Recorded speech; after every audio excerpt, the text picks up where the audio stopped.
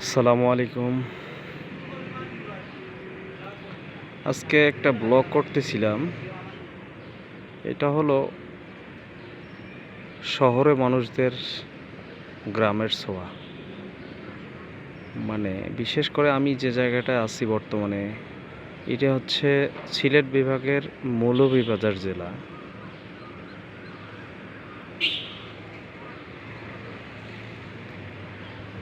যে জায়গাটা এখন আছি এটা হচ্ছে মৌলভীবাজার সদর।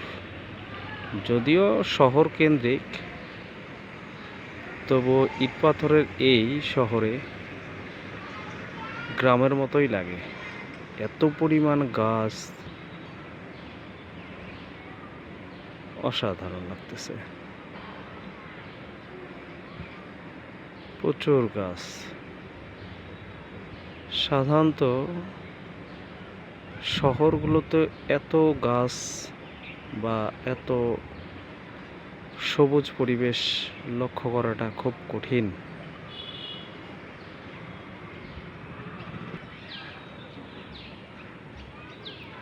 বিশেষ করে মৌলভীবাজারের মানুষজন একটু শৌখিন টাইপের হয়ে থাকে, কারণ এদের বাড়ি যেমনই হোক না কেন বা বিল্ডিং যেমনই হোক না কেন, মোটামুটি এরা চেষ্টা করে একটা সুন্দর গেট তৈরি করার।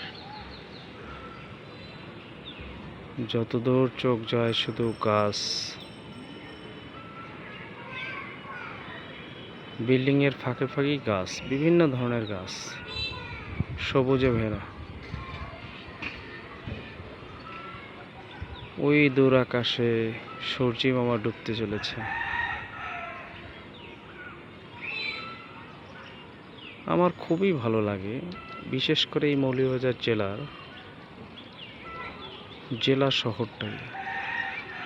এত সুন্দর গাছ, সবুজে ঘেরা, দেখলেই মন ভরে যায়, প্রকৃতির সঙ্গে মিশে যাওয়ার মতো। যদিও ইট পাথরের শহর, বিল্ডিং তো থাকবেই। বিশেষ করে ঢাকা শহর যেমন শুধু বিল্ডিং আর বিল্ডিং, উঁচু উঁচু বিল্ডিং। এখানে উঁচু উঁচু বিল্ডিং আছে, তবে প্রত্যেকটি বিল্ডিংয়ের ফাঁকে ফাঁকেই অনেক গাছ লাগানো। গাছ কে না ভালোবাসে? গাছের উপকারিতা অনেক।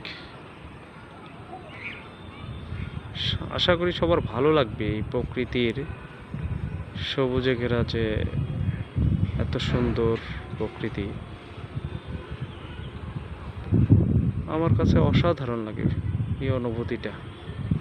তাই ভাবলাম আজকে একটু আপনাদের সঙ্গে শেয়ার করি যে এত সুন্দর শহর, বিশেষ করে গাছগাছালিতে ভরা এই শহরটি, এটা আসলে খুব কমই দেখা পাওয়া যায়।